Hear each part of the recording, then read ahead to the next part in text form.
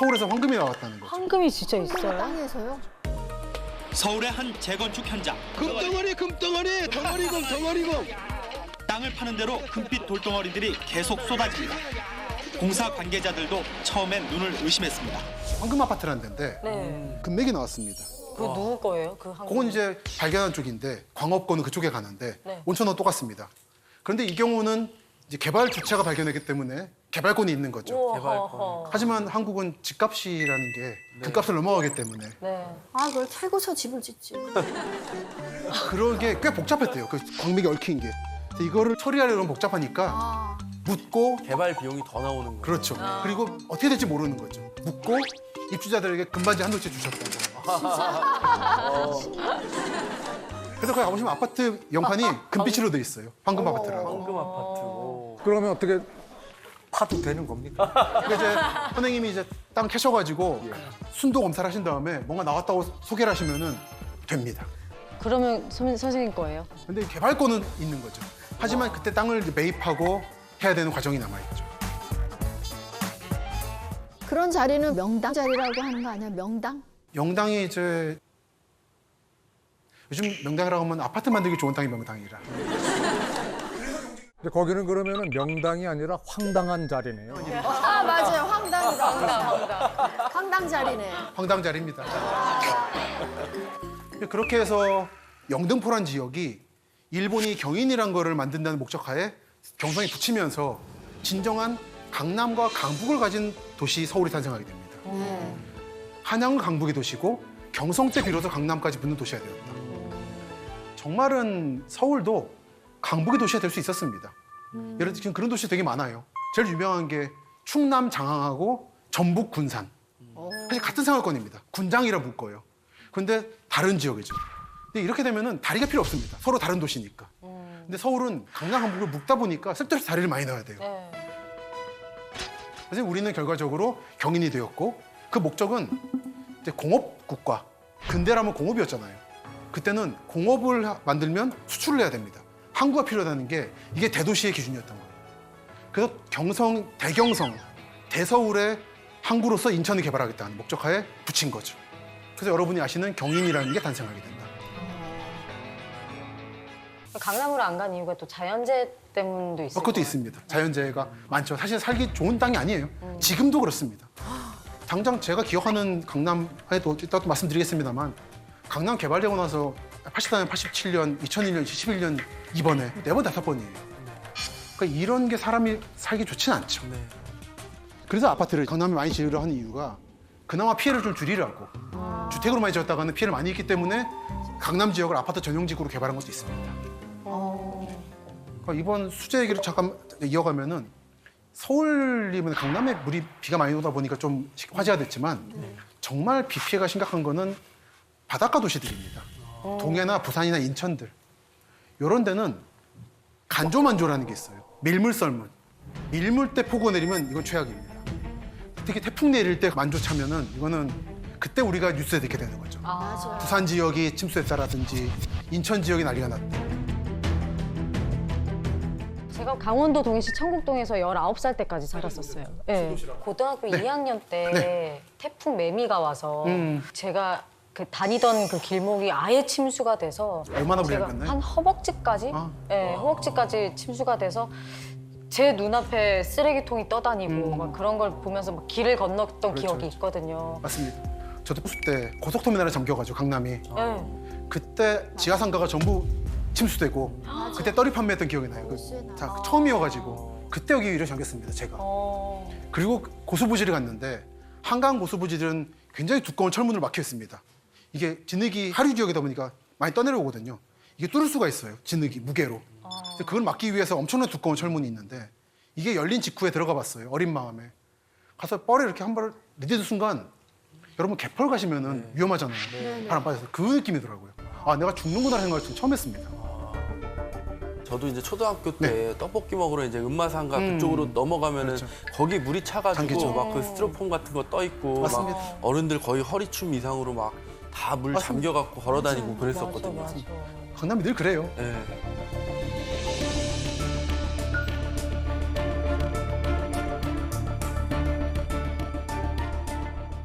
이 강남 지역 하면 홍수죠. 네. 강남 보면 전 제일 심각했던 홍수가 1925년, 지금부터 97년 전이네요. 97년. 그때 홍수죠. 조선총독부가 낸 책이 하나 있습니다. 1925년 을충년 조선의 홍수라는 책입니다.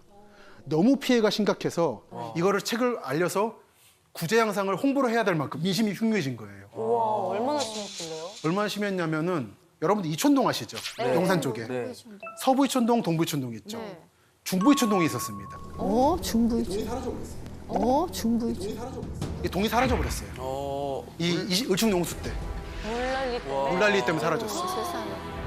우와. 어머 진짜 다 잠겼네. 이게 지금 마포 쪽에서 강을 바라본 거죠. 이게 말로만 듣던 주택 전체가 강 아래에 아예 잠겨 잠겨버렸네. 있던. 조선 때 용산이 아닌 일제 때 개발한 용산 지역은 다 잠긴 거죠. 한국의 많은 기상 이변에서 이게 기준이 됩니다. 이때보다 많다 적다는 식으로. 이번에 서울 물난리가 선생님 시간당 400mm 정도가 왔잖아요. 이 당시 때는 그러면 시간당 몇 미리가 왔길래 저렇게 잠긴 겁니까? 700~800mm라고.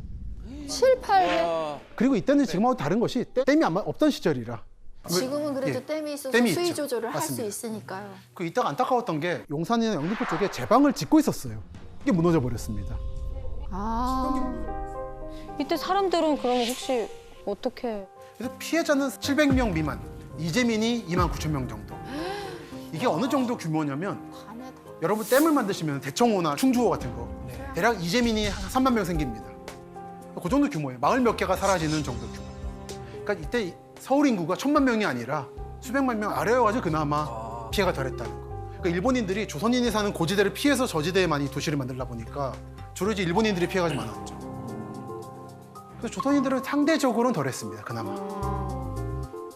지금 한강대교 남쪽에 가면 동작구 쪽에 한강 수사자 조원비라고 이때 취재했던 기자들이 너무 마음이 아파서 유령비를 세운 게 있어요.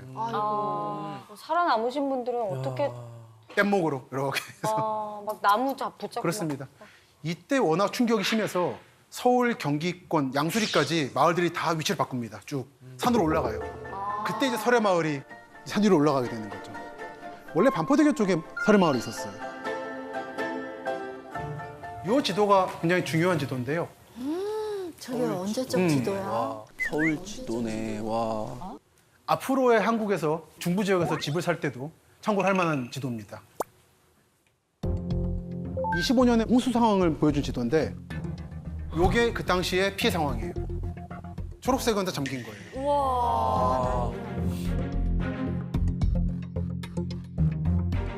여기가 강남 지역이고 대치, 청남, 한티, 학동, 익관. 이쪽이 양수리, 두물리. 물리. 여기가 여의도는 다 잠기고 그리고 김포라든지 이쪽 다 잠기는 거죠.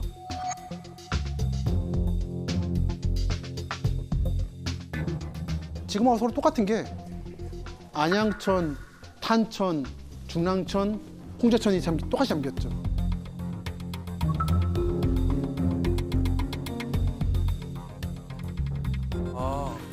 그러니까 지금은 물론 이대로 피해는 안 날 겁니다. 댐도 많이 짓고 양수장도 했기 때문에. 하지만 비율은 줄었지만 이대로 퍼지는 거죠. 실제로 이번 8월 장마 때, 폭우 때도 그랬던 거고. 네.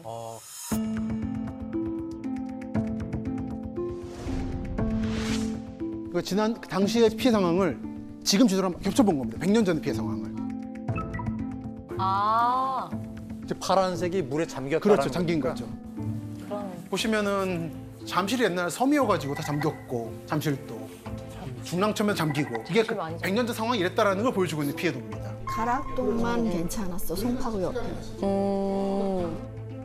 가락동이 살기가 좋다고 얘기 들었거든요. 가락동이 왜 살기 좋은 거예요? 그것도 마찬가지로 의충령 홍수죠. 아까 설해마을인 의충령 홍수 때 다 물에 잠겨가지고 도망갔다고 했잖아요. 산기슭으로. 지금 가락동 가보시면 아시겠지만 상당히 내륙입니다. 원래 송파는 지금의 뼈를 근처에 있었어요.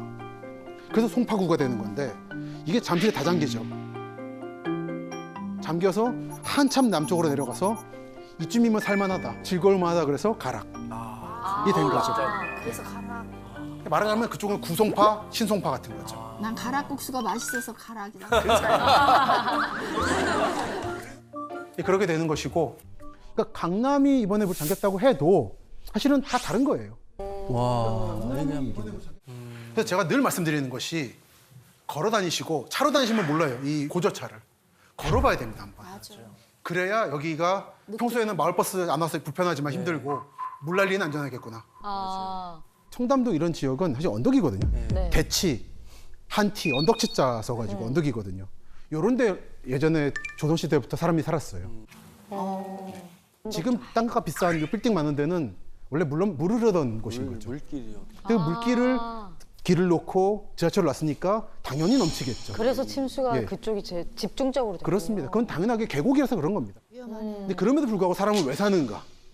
이게 사람이란 거는 실제 물리적 조건보다도 심리가 중요해서 여기가 안전한 곳이라고 하는 비싼 곳이라고 심리가 생기면은 모든 물리적 조건을 초월해 사는 거죠. 맞아. 그런 게 재밌더라고요. 특히 요 25년 을추년 홍수 때 그때 좀 유명한 얘기가 하나 있죠. 나총호 선사라고 봉은사는 아실 겁니다. 네. 들어가시다가 일주문 들어가시기 전에 오른쪽을 보시면 절마다 부도탑이라고 있잖아요. 고승들의 그 사리를 모아두는 그 중에 하나가 나총호 선사 부도가 있고 수의 공덕비라는 게 있습니다. 요게 청호당 부도고 요거는 주지 나총호 대선사 수의 구제 공덕비라고 이분이 구해준 사람들이 세워준 공덕비예요. 25년 홍수 때 봉은사는 안 잠겼습니다. 근데 아래 코엑스 쪽은 저지대잖아요. 네네네. 그 땅은 잠긴 거죠.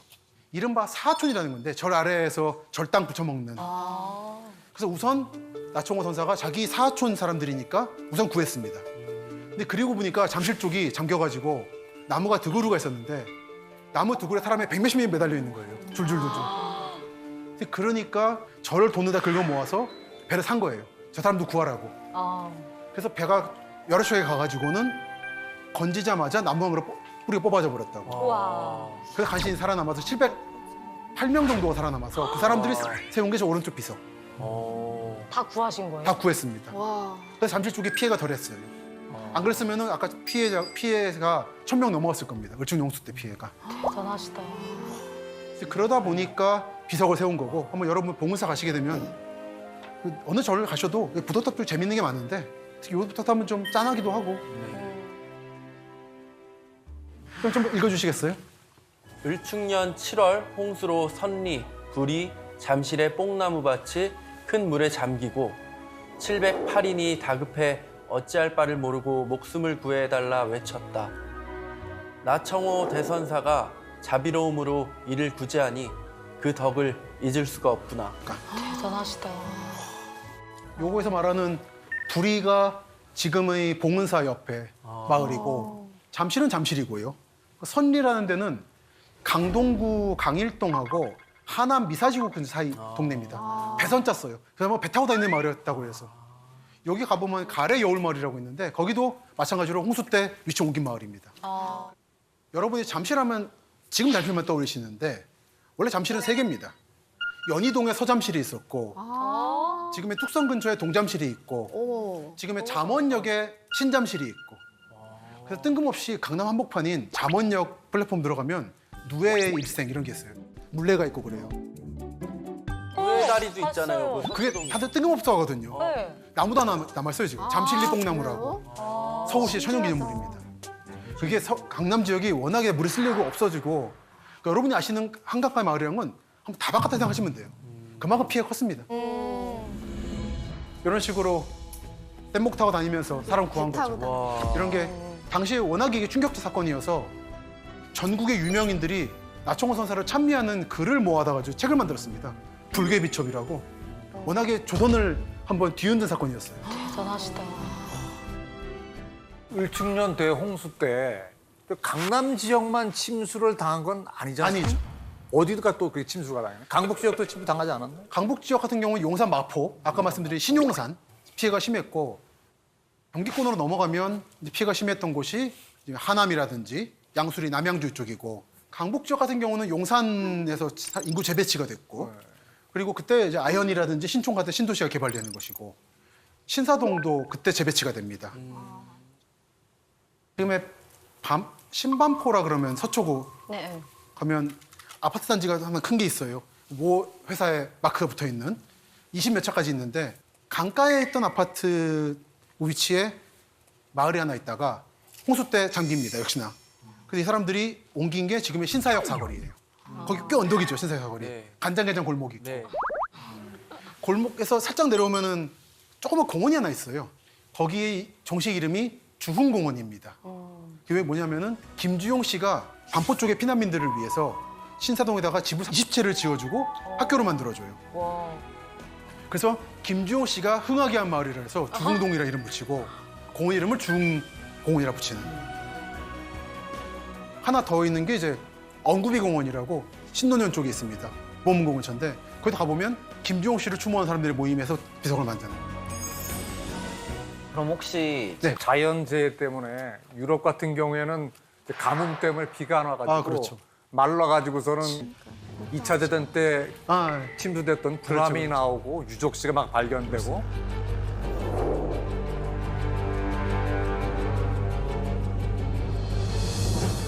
이런 경우가 생기는데 오히려 이렇게 비 피해가 많이 있음으로 인해서 또 이렇게 뭐 발견되는 뭐 그런 것들이 없나요? 우리나라? 좋은 질문이십니다. 서울 역사에서 중요한 게 발견됐죠. 특히 요 25년 을추용 홍수 때 풍납토성이 발견됐죠. 맞아요. 풍납토성이라는 게 가보면 아시겠지만 길쭉한 토벽이 4개가 있거든요. 근데 이거를 사람들이 성이라 생각을 못 한 거예요. 너무 커가지고 그냥 안쪽에 물이 넘치는 걸 막는 제방인가 보다 생각했어요. 뚝처럼. 네, 맞아요. 그러다가 25년 홍수 때 암사동과 풍납동을 깎았죠. 물이, 한강물이. 그러면서 서벽이 무너집니다. 근데 그때 무너지면서 파편이 나온 거예요. 문화재, 유물들이. 그래서 이제 발굴해 보니까 여기 뭔가 있다. 진짜 풍납토성 가보시면은 디귿자로 돼 있어요. 한쪽 벽이 무너져 있습니다. 지금도 그대로 이게 복원돼 비어 있어요. 복원돼 있고 일부는 발굴하고 있죠. 네. 최근에 땅 아래에서 서문의 흔적이 발견돼서 유적지로 또 지정될 건데 그런데 이것보다는 몽촌토성이 좀 더 형태를 갖추고 있어서 풍납토성은 요 왕성을 지키는 벽이었나 보다라고. 그래서 거기를 문화재 지정을 소홀하게 했어요. 풍납토성을. 그러다 보니까 성 안에 성내동, 풍납동에 사람 많이 살잖아요. 네. 원래는 안 살았습니다. 그렇게까지는. 그 25년에 알아채고 그걸 지정했었어야 돼요. 아. 안 하는 바람에 몇몇 명이 사는 바람에 그 안에 분들은 재산권 행사 못하고 문화재거든요. 거의 파면 나옵니다. 뭐든. 약간 역사적 얘기긴 한데요. 여러분들이 백제, 삼국시대 그러면은 백제하면 왠지 충청도나 전라도 떠올리시잖아요. 네. 백제가 가장 오래 수도로 던 데는 서울입니다. 한성백제라고 거의 400~500년 있다가 피난 가서 충청도 간 거죠. 거의 백제 터에 강남이 쓴 거네요, 지금에. 아, 맞습니다. 어떤 분은 그래서 강남이 뜨게 된 거는 2000년 전이 반복되는 거라고. 원래 여기는 뜰 운명이었단 말하는 사람들 계세요. 그만큼 살기 좋은 땅인 건 사실입니다. 이제 그 정도로 이 25년 홍수라는 게 거대한 발견을 줬고 한편으로 문화재 손실도 준 것은 양수리 쪽이 피해가 컸다고 했잖아요. 네. 네. 양수리 하면은 다산 정약용 네. 생가가 있죠. 가보시면 아시겠지만 무덤은 저 위에 있습니다. 있다 보니까 무덤은 피해가 없었어요. 근데 집이 잠겨가지고 이때 정약용이 가지고 있는 책들이 많이 쓸려가는데 아이고. 지금 전시 가서 보시면은 책이 쭈글쭈글해요. 말려. 100년 전에 물에 젖어가지고 말려서 이게. 자연의 힘은 이제 인간이 어떻게 막을 수가 그렇죠. 없잖아요. 근데 또 이런 뭐 홍수 피해라든가 이런 걸 겪지 않기 위해서 좀 도시적인 어떤 그런 시스템적으로 그렇죠. 좀 방어할 수 있는 그런 부분들이 있을까요? 좋은 지적이십니다. 우리가 재난을 완전히 없앨 수는 없는데 네. 감지할 수 있죠. 재난을 감면시키는 이제 그런 시설이 여러분들이 많이 보시는 이제 저류장이라는 건데 네.